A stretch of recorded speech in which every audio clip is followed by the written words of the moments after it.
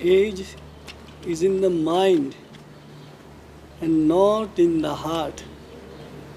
If you can live in the heart and for the heart, then there can be no age barrier. The heart is like a child. It does not know, does not want to know how old he is. He just plays here, there, everywhere. And we also try to play exactly the same way, like a child in our heart garden. What do you think of the popular belief in America today that people should be put to pasture at the age of 40? Well, these are not my questions, Guru. No, but I'm just saying that I have seen an octogenarian who acts like a 16-year-old young man, and at the same time I have seen a 16-year-old acting like someone who one foot is in the grave. Okay. So again I come to the point that age is in the mind. If we can simplify our lives and feel the eternal child in us, then we can go forward, we can fly upward, we can dive inward to our deep satisfaction. And I'm not sure, but you may have already answered this question. The question is, what is your philosophy on age? My philosophy is very simple. Never, never, never to think of age. We have many, many important things to accomplish in life. If we think of age, how old we are, then we are doomed to be disappointed when we cross the barrier of 50. But if you are wise enough, if you are wise in the proper sense of the term, and then there is no such thing as impossibility. We can cross far beyond the barrier of age. We can only accomplish things one after another. This is a relatively long question, Guru. You've written thousands of songs, you've performed over 600 peace concerts around the world, you've written thousands of books, and you're also a prolific artist and a world-class athlete. Can you please tell us about your unique approach, how you use meditation, and how you can achieve what you do with such little time left in your lifestyle? Well, meditation is the secret, only secret in my life. By virtue of my prayers and meditation, I am able to bring down infinite grace from above. I entirely depend on God's grace, and I tell the world that I do not want to be self-sufficient. Never. I want to be God-efficient.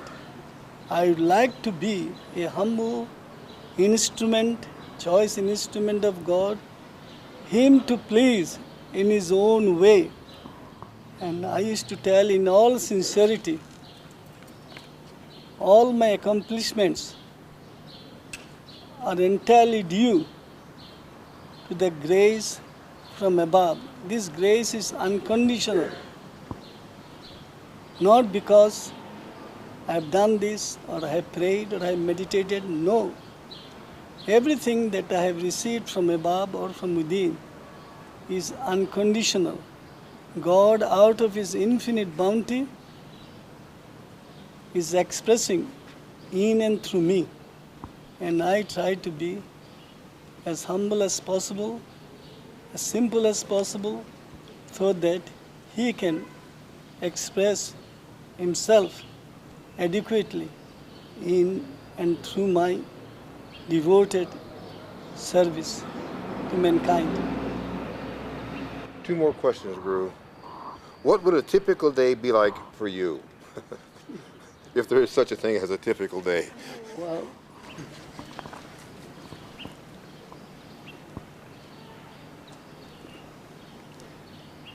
early in the morning, in the small hours of morning, after 2:30, around 2:45,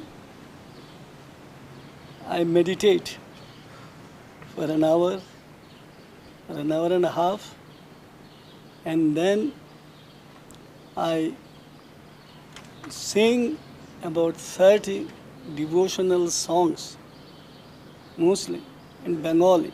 I sing and play on this kind of synthesizers, and then I take 45 minutes of stretching exercise, between 45 and 50 minutes.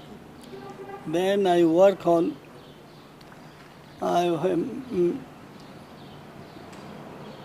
exercises with machine for about an hour. And then I play on musical instruments. My first instrument is violin, and I play for 20 minutes, and then I play on viola, estras, cello, and a few instruments, 5 or 6 instruments. And then I compose, if I'm in a mood, compose songs. Then I have breakfast, and then I enter into the hustle and bustle of life. I have students all over the world, about 7,000 students who are extremely kind and compassionate to be in our boat. Being head of a spiritual group, I try to accept all their sorrows and joys as my own, very own, and I try to be an instrument to be of service to them in their multifarious problems. And I consider their problems as my own problems, as I consider their achievements, proud achievements, as my own, very own. So then some days I do some artwork, some days I walk for a mile and a half, then again in the late afternoon I take exercise. In the evening I take exercise to keep my body fit. In our philosophy, physical fitness is of paramount importance. The body and the soul must go together. The body is the temple and the soul is inside the shrine. So without the shrine, the temple is useless, vice versa. Without the shrine, the body is useless. So they go side by side like a flower that has both beauty and fragrance. Beauty and fragrance of a flower must go together. Similarly, our body, the temple and the soul, shrine, must go together. And during the day again, I have my own inner ways to meditate, contemplate. And then during the day I try to solve problems. And with by bringing down grace from above. Then around midnight or sometimes 12:30 or sometimes 1 o'clock, I retire. I go to bed. Usually I take 2 hours sleep or sometimes 3 hours. Again, there are many nights, continuous nights, when I cannot go to bed precisely because I'm inundated with problems. So when I try to solve one problem, alas, I see many, many more problems come and enter into me and do not allow me to sleep. Sometimes for a week or even more, I cannot have at sleep even a week. Even for fleeting minutes, I cannot sleep because I take my students' problems as my own, very own. And when I can solve their problem, I feel I am the happiest person here on earth. Again, during the day, quite often I dictate poems or tell stories.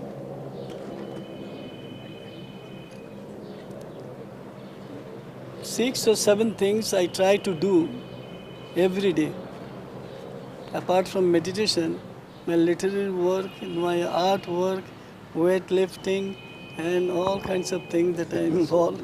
At least 5 or 6 things I am involved in my daily life.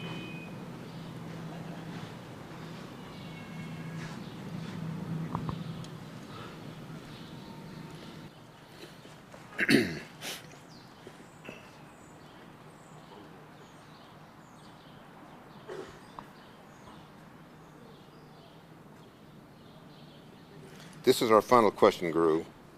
Do you have any words of encouragement for others who are trying to defy age? Those who want to defy age deserve my most sincere appreciation and admiration. For they are the ones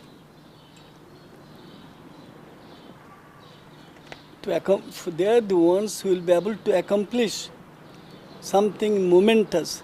But again, just for living for say 70, 80, 90 years and accomplishing nothing will be in a height of absurdity. There are many people on earth who are old according to our earthly calendar. They have perhaps accomplished nothing, but we feel, our philosophy is, every day we must transcend our capacities. Today I have an iota of peace, tomorrow I shall aim at abundant peace, the day after boundless peace, infinite peace. Say, all divine qualities we shall try to develop with our heart's most sincere prayer to God. Again, at the same time, desire life. If I had the desire to have 5 houses, I shall bring it down to 4, then 3, then 2, 1. So in outer life, if being a spiritual seeker, outer life I try to minimize my needs. But in my inner life, I try to increase all my capacities and potentials. Desire binds us.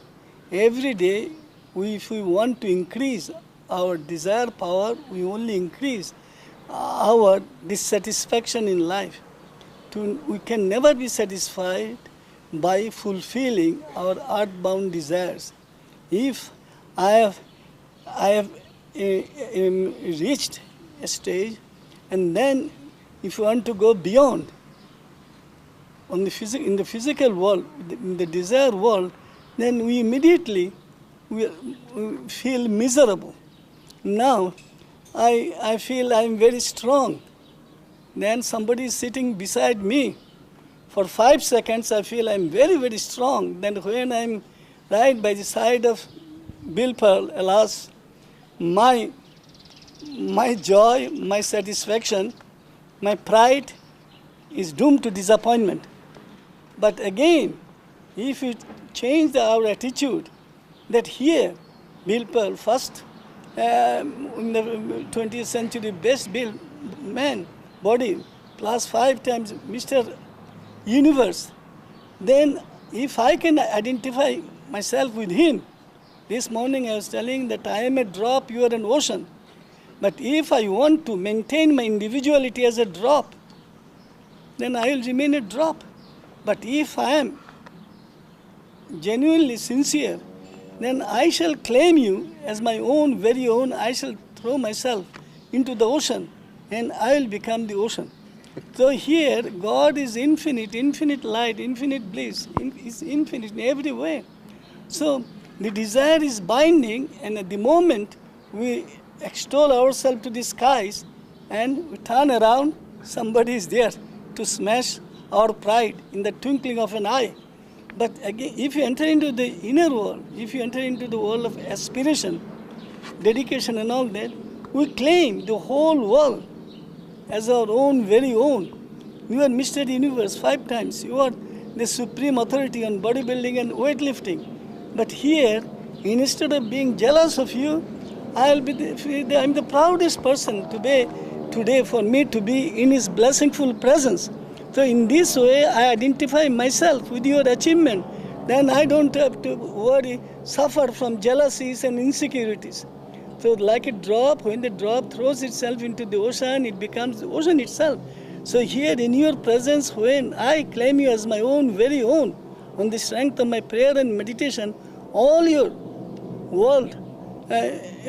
worldwide activities, the world has appreciated you, admired you, adored you, and even the world still does the same. If I take you as my own, very own, all your achievements I claim as my own, very own. Here jealousy cannot interfere, insecurity cannot interfere. So spiritual life is for those who want to conquer their jealousy, insecurity, pride, and all negative qualities. So I am a student of peace, I am a student of prayer, right from a very birth, and I know only how to identify myself with all the good qualities that each human being has, embodies. In this way, I feel really satisfied and blessed because he is mine, she is mine, I don't have to worry.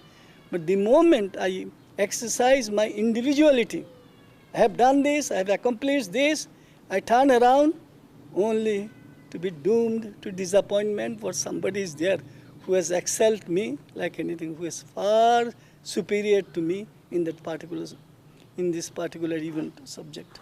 So spirituality, meditation, let us say meditation has the master key to open up the hotel that has so many hundreds of rooms. Just here master key is all the good qualities of human being that are hidden, dormant in human life. They are here with the master key. With prayers and meditations, we open up this hidden, our hidden treasure, and bring to the fore all our divine qualities, capacities for the betterment of the world. Thank you for sharing with us, Guru. That was fabulous. Thank you for a nice day, Guru. Yes. Yes.